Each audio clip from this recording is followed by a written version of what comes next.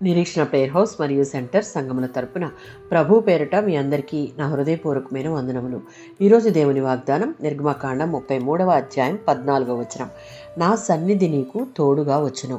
ఇశ్రాయేలు ప్రజలను దేవుడు ఐగుప్తు బానిసత్వం నుండి విడిపించి సీనాయి పర్వతం దగ్గర దేవుడు వారికి మోషే ద్వారా ధర్మశాస్త్రమును ఇచ్చాడు. ఆ అరణ్య ప్రయాణంలో దేవుడు వారికి కావాల్సినవన్నీ సమకూరుస్తూ నడిపిస్తూ ఉన్నాడు. ఆ క్రమంలో నిర్గమకాండం 32వ అధ్యాయంలో ప్రజలు దేవునికి వ్యతిరేకంగా బంగారు దూడను తయారు చేసి దానిని ఆరాధించి దేవుని దృష్టికి ఘోరమైన పాపం చేశారు.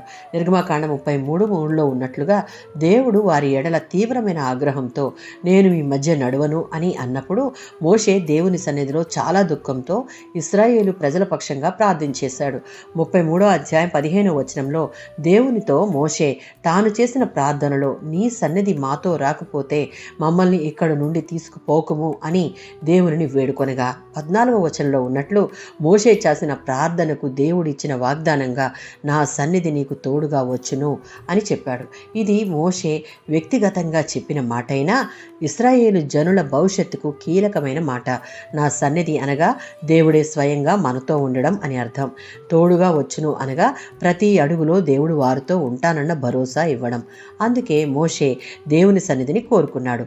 16వ సంకీర్తన 11వ చరణం, యెషయా గ్రంథం 63:9వ వచనం, ద్వితీయోపదేశకాండం 12వ అధ్యాయం 10వ వచనంలో ఉన్నట్లు దేవుని సన్నిధిలో మనకు కావాల్సిన సంపూర్ణమైన ఆనందం, రక్షణ, విశ్రాంతి లభిస్తాయి.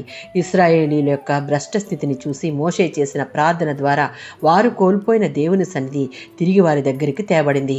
మనకు లోకానుసారంగా ఏది ఉన్నా దేవుని సన్నిధి మనతో లేకపోతే మనకు కావాల్సిన సంతోషం, భద్రత, రక్షణ, విశ్రాంతి దొరకదు. ఆమేన్.